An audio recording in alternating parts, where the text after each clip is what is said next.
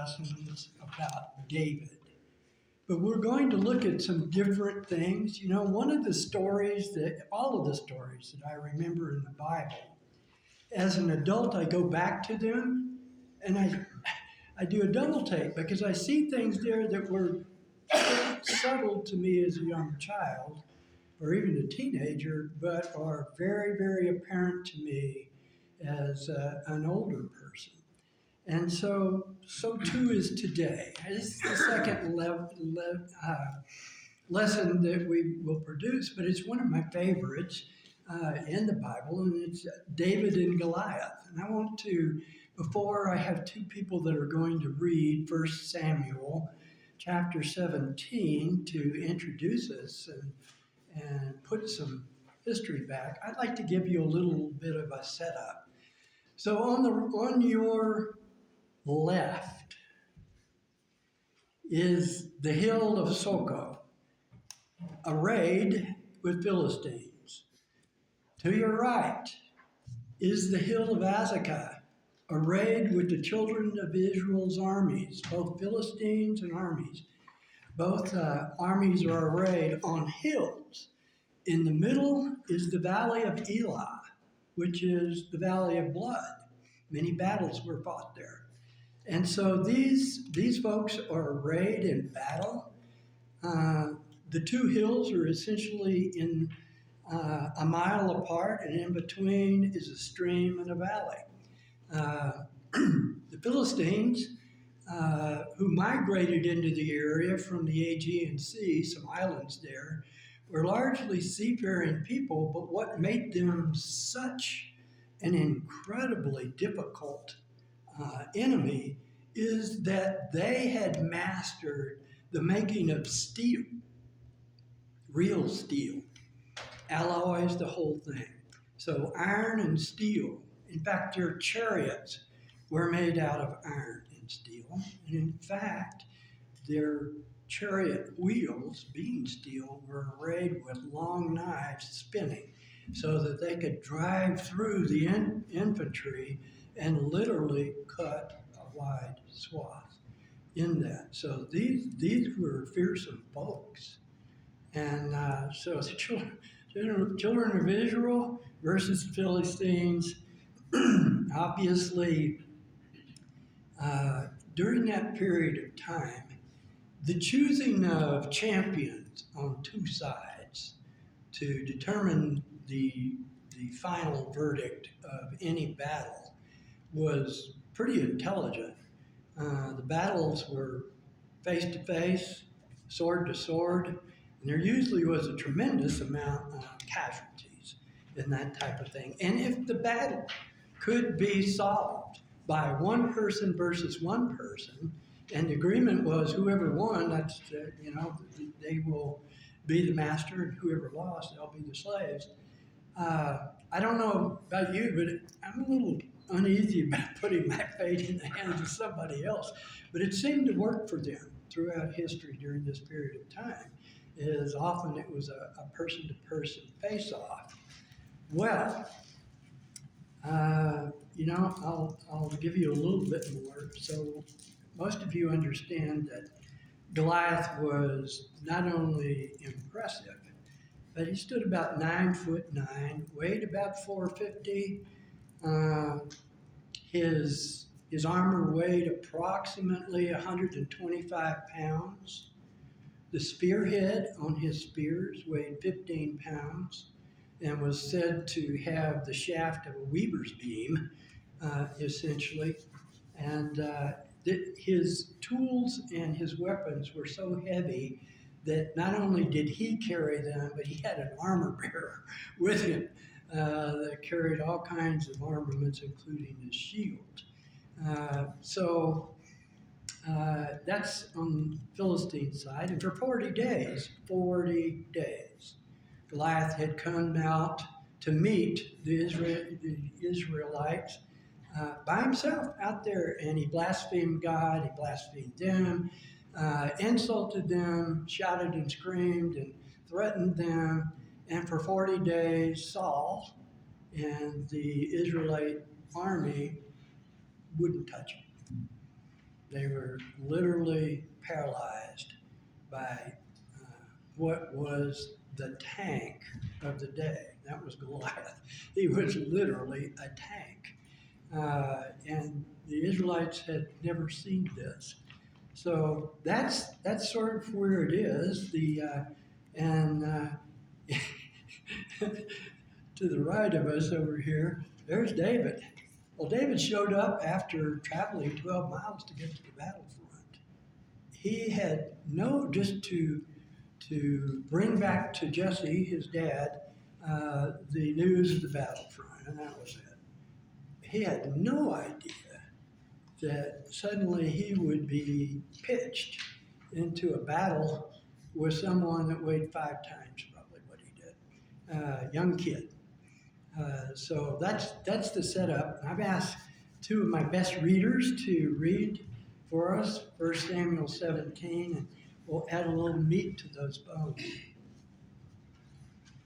Now the Philistines gathered in their armies for battle, and they were gathered at Soko, which belongs to Judah. And they camped between Soko and Azekah in Ephes-dammim. Saul and the men of Israel were assembled and camped in the valley of Elah, and they drew up in battle formation to confront the Philistines. The Philistines were standing on the mountain on one side, while Israel was standing on the mountain on the other side, with the valley between them. Then a champion came forward from the army encampment of the Philistines, named Goliath from Gath. His height was 6 cubits and a span, and he had a bronze helmet on his head, and he wore scale armor, which weighed 5,000 shekels in bronze. He also had bronze greaves on his legs, and a bronze saber slung between his shoulders.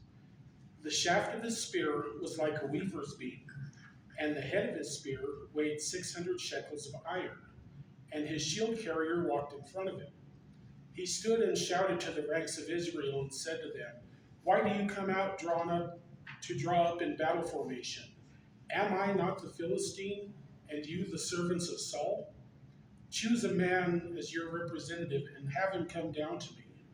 If he is able to fight me and kill me, then we will become your servants. But if I prevail against him and I kill him, then you shall become our servants and serve us." Then the Philistines said, "I have defied the ranks of Israel this day. Give me a man so that we may fight together." Then Saul and all Israel heard these words of the Philistine, and were dismayed and very fearful. Now David was the son of Ephrathite of Bethlehem in Judah, the man whose name was Jesse, and he had 8 sons. And Jesse was old in the days of Saul, advanced in years among men. The 3 older sons of Jesse had followed Saul to the battle, and the names of these 3 sons who had gone into the battle were Eliab the firstborn, and the second to him Abinadab, and the third Shammah. So David was the youngest. Now the 3 oldest followed Saul, but David went back and forth from Saul to tend to his father's flock in Bethlehem. And the Philistine came forward morning and evening and took his stand for 40 days. Then Jesse said to his son David, "Take now for your brothers an ephah of this roasted grain and 10 loaves, and run to the camp to your brothers. Bring also these 10 slices of cheese to the commander of their 1,000, and look into the well-being of your brothers, and bring back confirmation from them." For Saul said that they and all the men of Israel are in the valley of Elah, fighting the Philistines. So David got up early in the morning and left the flock with a keeper, and he took the supplies and went as Jesse had commanded him. And he came to the entrenchment encircling the camp, while the army was going out in battle formation, shouting the war cry. Israel and the Philistines drew up in battle formation, army against army. Then David left the baggage in the care of the baggage keeper and ran to the battle line. And he entered and greeted his brothers. As he was speaking with them, behold, the champion, the Philistine, from Gath, named Goliath, was coming up from the army of the Philistines. He spoke these same words, and David heard them. When all the men of Israel saw the man, they fled from him and were very fearful. All the men of Israel said, "Have you seen this man who is coming up? Surely he is coming up to defy Israel. And it will be that the king will make the man who kills him wealthy and with great riches, and will give him his daughter and make his father's house free in Israel." Then David said to the men who were standing by him, "What will be done to the man who kills the Philistine and rids Israel of the disgrace? For who is this uncircumcised Philistine that he has dared to defy the armies of the living God?" The people answered him in agreement with his statement, saying, This is what will be done for the man who kills him."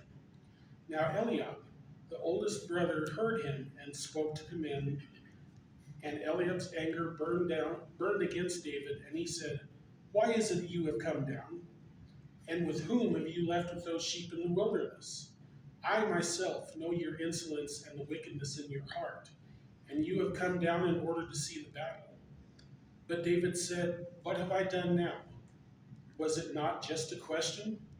Then he turned away from him to another and said the same thing. And the people replied with the same words as before. What David said was overheard and reported to Saul, and Saul sent for him. David said to Saul, "Let no one lose heart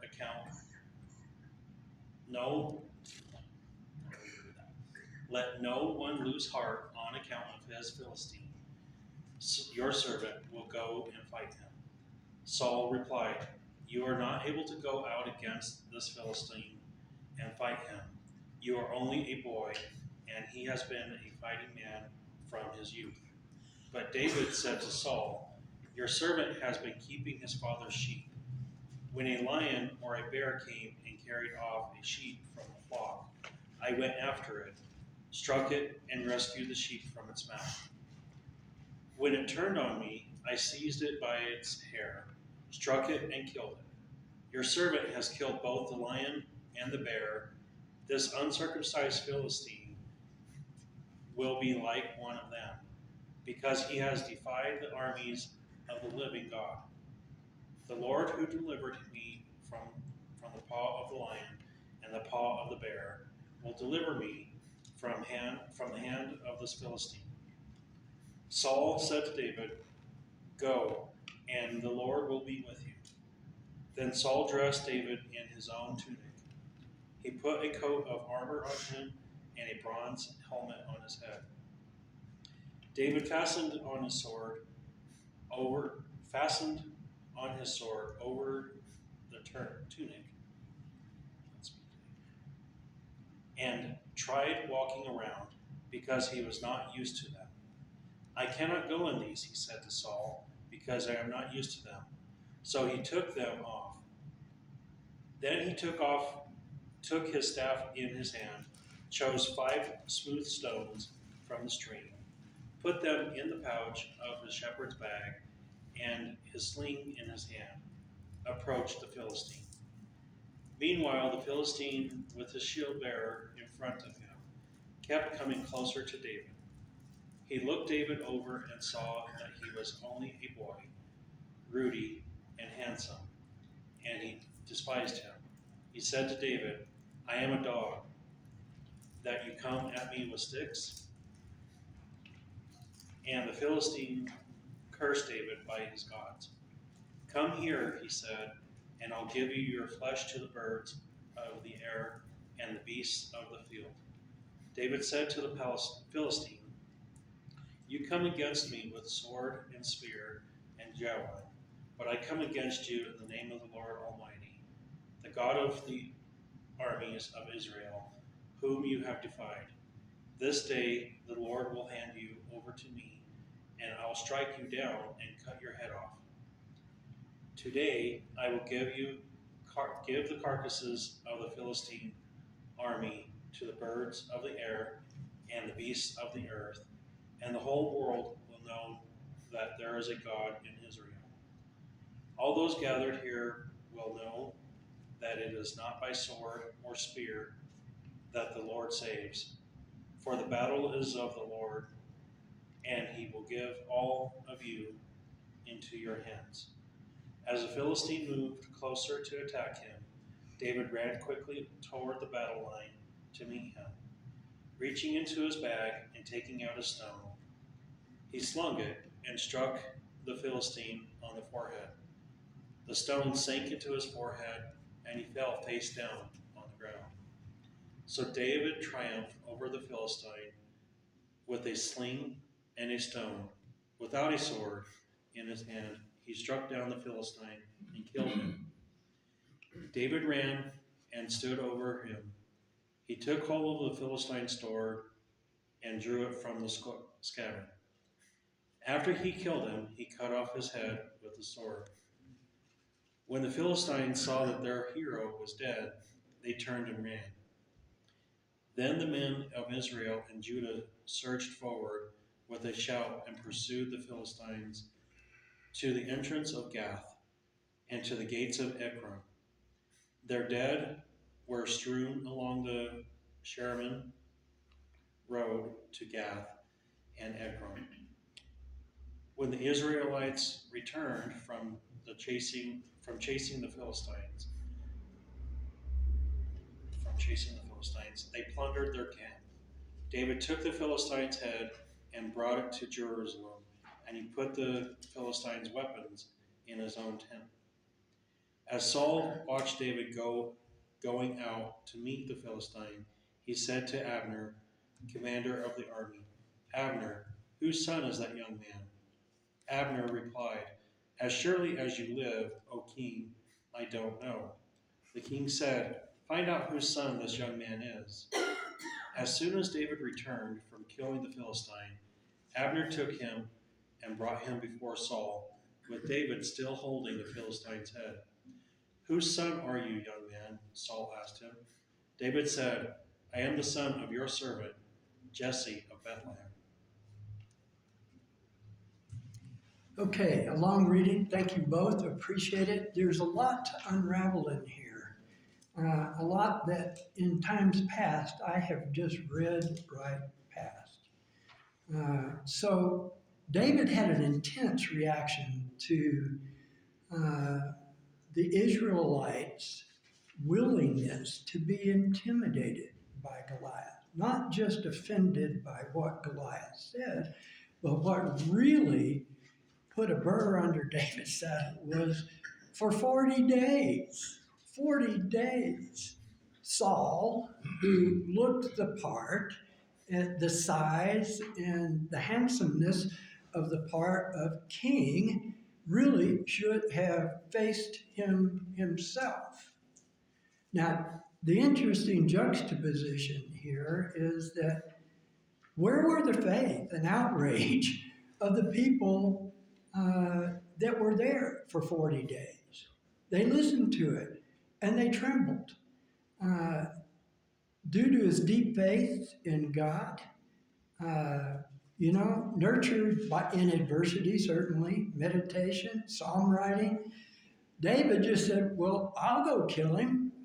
I think David realized that if anyone could kill Goliath, it would be with God's will and help. And so he wasn't afraid to do that. I think the real issue here is even in that camp, they were arguing between themselves about what they should do. We in the church some days argue over trivial matters and not focus on the real issue. When you do that, Satan has his way. No doubt about it. No doubt about it. And that was part of what was going on there. So who should have fought Goliath? In my opinion, it should have been Saul. After consulting maybe with Samuel, after praying and doing the right things he needed to, then with some assurance that God was behind him. He should have done it himself. But instead, what did Saul do? So he sent David into battle.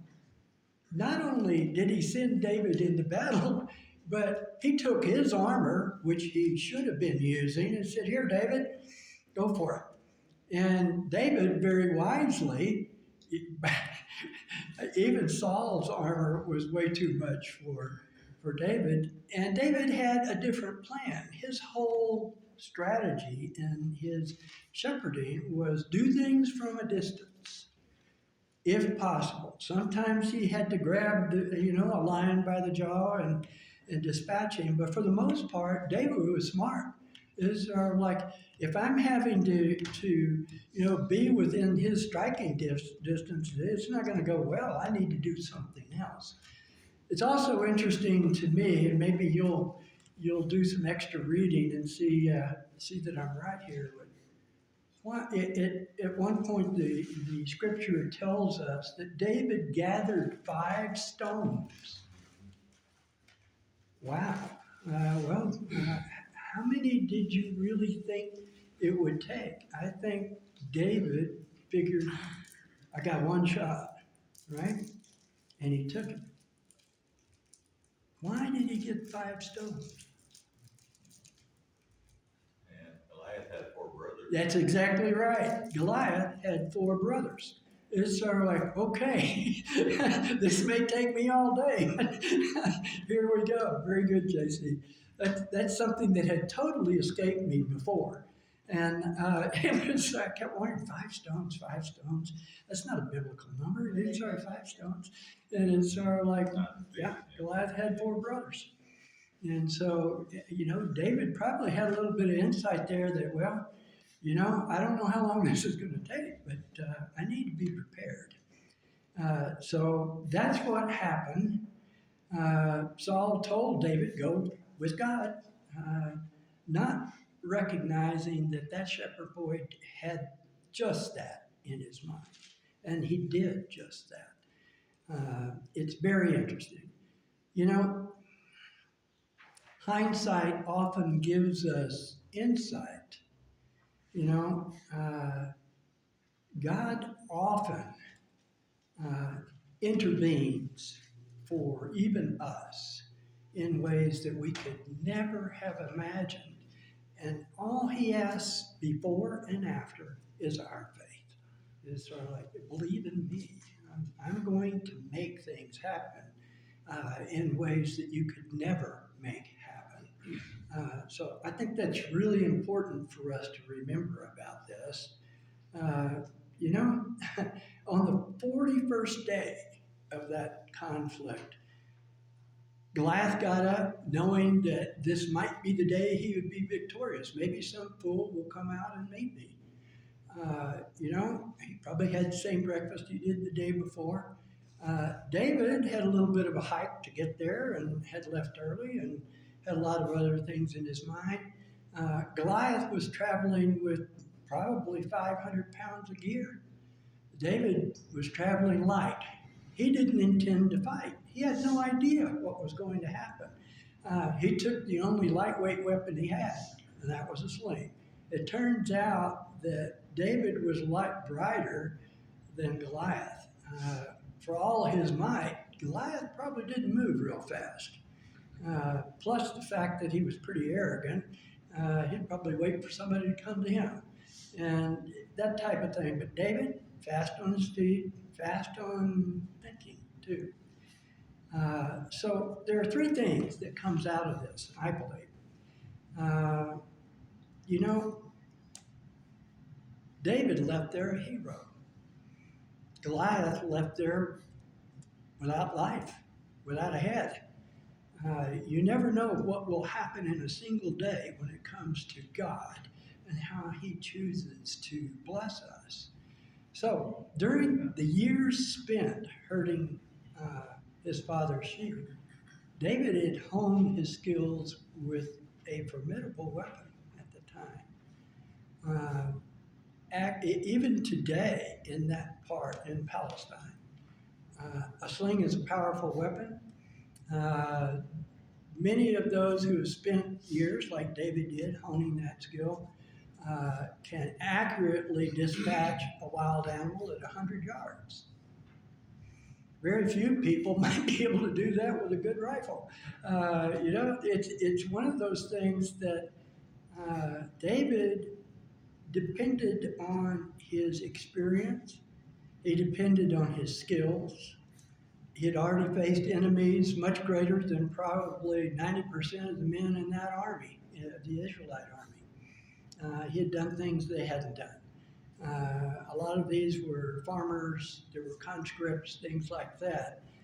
They may have even been fighting with agricultural implements. So it's a ragtag army at that point in time, even with the king. And he had already faced enemies much more dangerous than Goliath.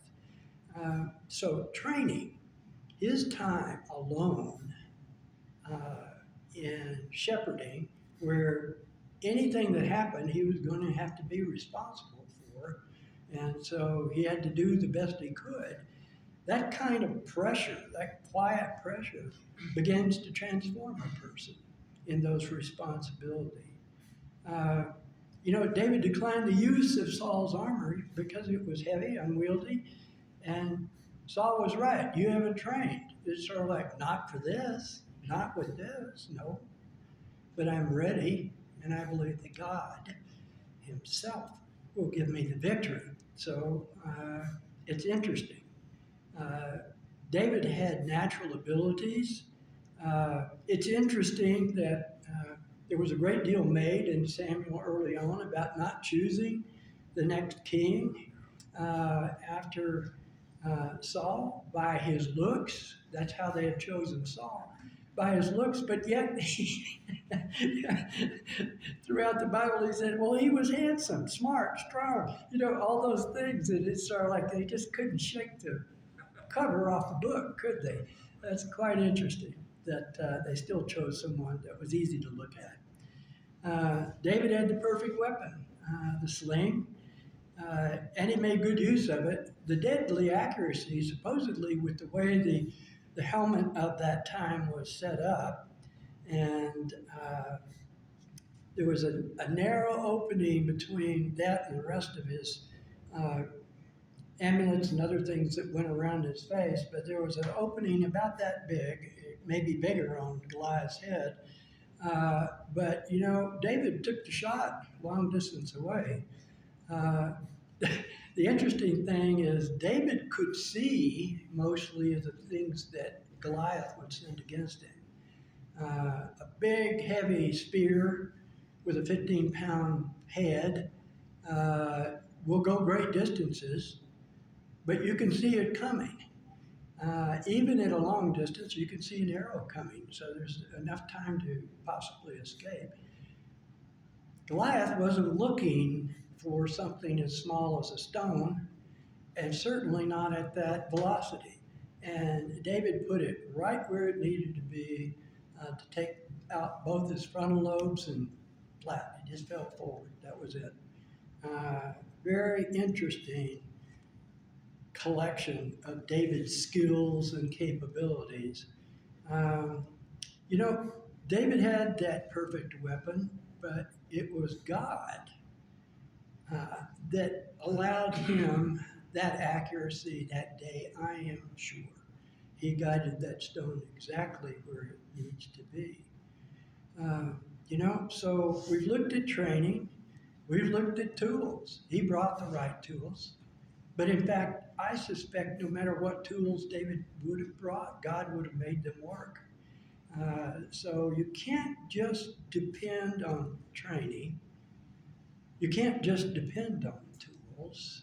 You have to trust in God. And that's the last part of this. The other Israeli soldiers had tools and training, some more even possibly than David. Some were even trained to use the sling, but none had David's trust in God. So you begin to look at this. David, one of the things in this trust of God is we need to remember when God gives us a David did that. He took some souvenirs. He took not only a head and gave it to Saul, but he took his weapons and kept them in his tent as a, if you will, a lasting reminder of an amazing delivery. That's something we need to do. I don't know about you, but looking backward, I can say that I've been delivered many times. I'm not sure I was as cautious to take something to remember it by. Most of my memories on being delivered usually are scars, and that's a pretty good reminder. That's a good reminder. But the bottom line is we need to remember what God has done and keep that in the forefront of our mind. So, none of these 3 T's, training, tools, and trust, is sufficient in and of themselves. And it's not a la carte menu, it is all the above, and they have to be used together. Training alone does not prepare Israel's soldiers to fight Goliath. They lack David's faith and his courage.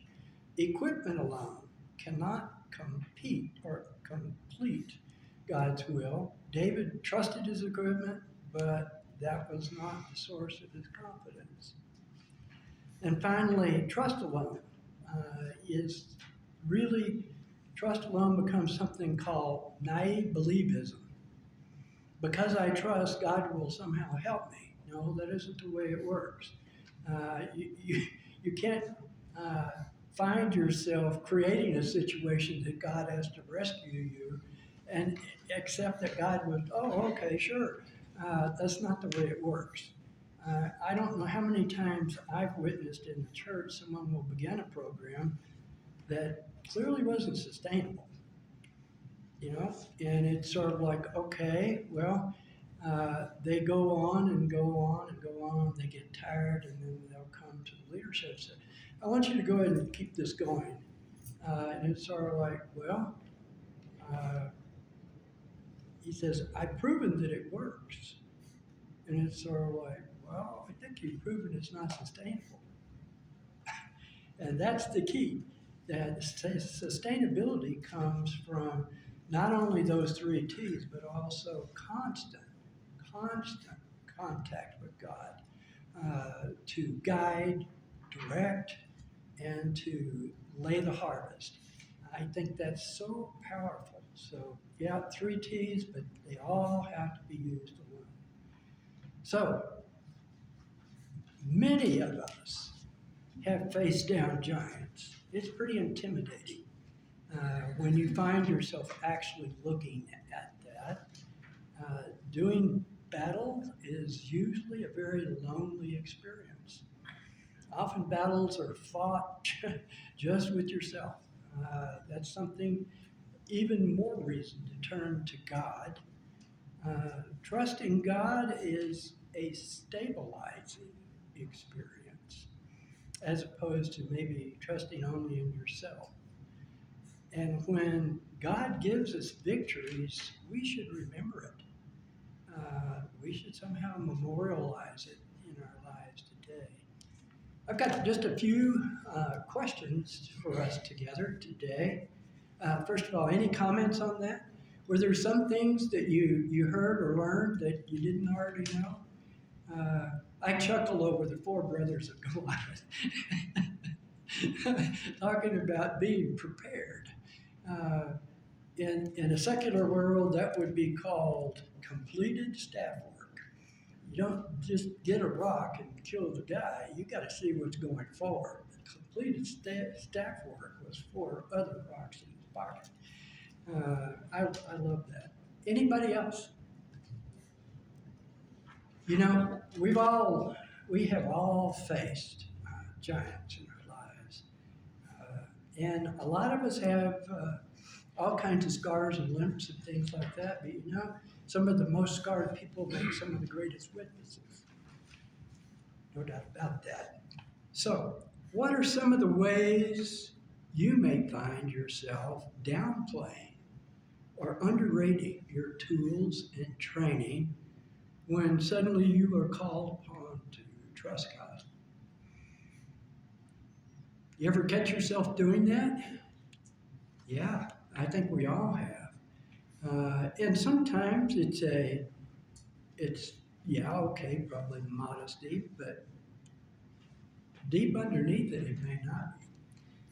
It's sort of like, so what was the difference between David and how he saw the battle array and the rest of the men? Go ahead, Rick. Well, it just reminds me that David put on the full armor of God. Absolutely. Yeah. Certainly more powerful and more fleet of foot than what Saul offered. I still am struck by the juxtaposition of Saul saying, well, I'm not going to do it, but here, David, here's my armor. Go use it. He It's put on the like, full armor of God, saying that he had to trust in God. He knew God. In his heart, Yeah. he knew he was going to win because God was with him. absolutely. And of all things, though, for Saul to say, here, take my armor. I'm not going to wear it. I'm not going to use it. Yeah, you go ahead. That was a very powerful negative example to me. Anybody else? How many times have we walked away from the immediacy of a need because we just didn't really trust ourselves to do whatever is required? To my shame, have done that more than once. So, yes, You know, the Israel's army, they were there 40 days. Yeah. And they sat there and they were standing. They were so afraid of their own, of the lack of their own abilities that they couldn't move. Yeah. They knew that this 9, 10 foot guy and his big sword and everything, he was gonna take care of business. Yeah. When they approached him with the same type of armor and in the same type of fight. that's right. But David is really telling, I think, and you mentioned it, but he talks about that at the end of the day, that the Philistines were going to know that God provided, and that's really the difference. Absolutely. And they did it with bronze swords, which had an edge about like maybe at most a butter knife.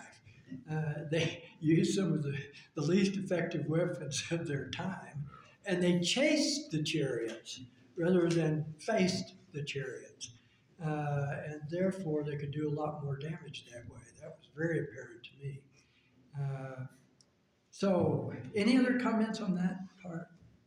Yes. Like David's indignation. You didn't think much of this uncircumcised dirtbag who was doing this. I like that. I like Me it. too. Yep, I do too. Absolutely. Smart guy, especially when depending on God. So, any other comments? Really neat story. Yes, Bill. Concerning leadership and people, Saul infected his people with his fear. And so the people were only acting in the way their leader was. Absolutely. Well, and look what a little courage did. Just a little courage of David, well, quite a bit of courage actually, but stirred into that. One boy went out with a sling and killed him. That's powerful. That just swung the whole thing rapidly. You're so right, Bill. A couple more questions real quick.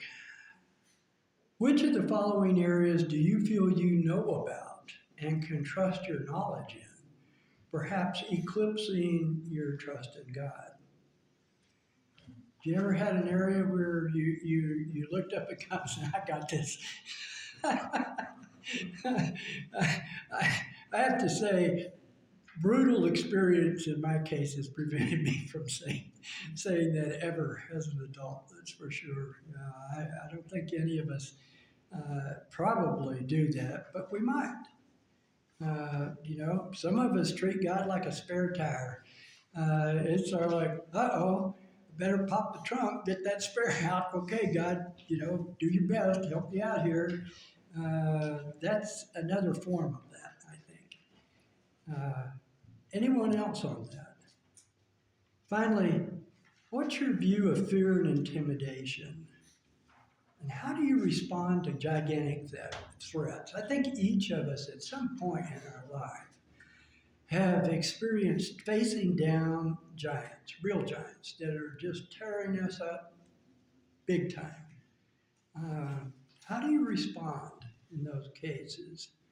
Uh, you know, I've come to think this. I have come to think that despair may in fact be a sin, because God's already made the promises to us that He's going to do many, many different things for us.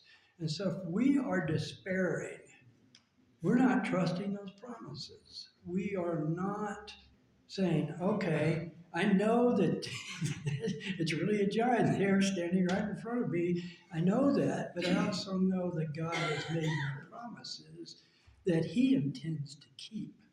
And I think so when I look at fear and intimidation,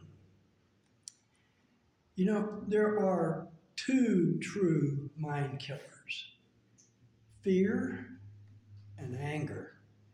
Both of those literally so thoroughly cloud our judgment that if you're in the grip of fear or in the grip of anger, you're likely going to make some tragic situations.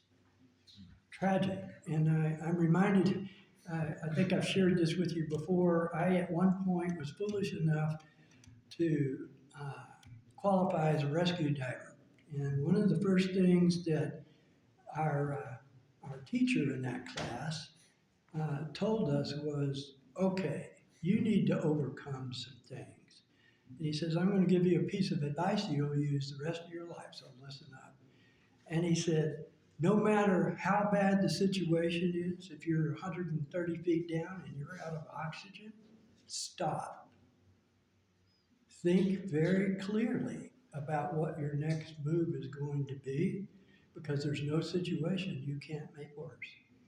And man, was that, I have used that so many times in so many different situations that, okay, you're tempted to knee jerk, either in fear or anger.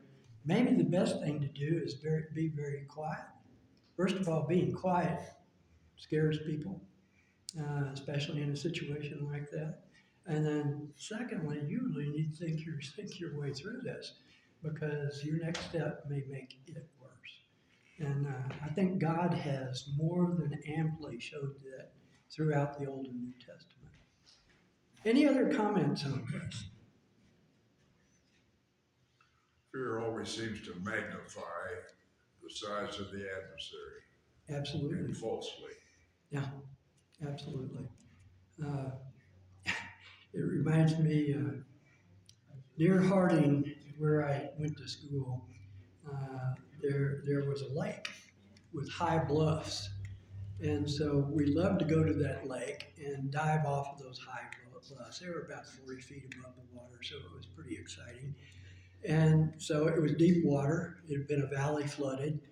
And one of the things I noticed is, as I started walking to the edge to take the dive, the water dropped 10 feet for every step I took. And so I'd come back and kind of like, y'all, let me think about this a little bit and do it. And same thing. Closer you got, the deeper it was down there.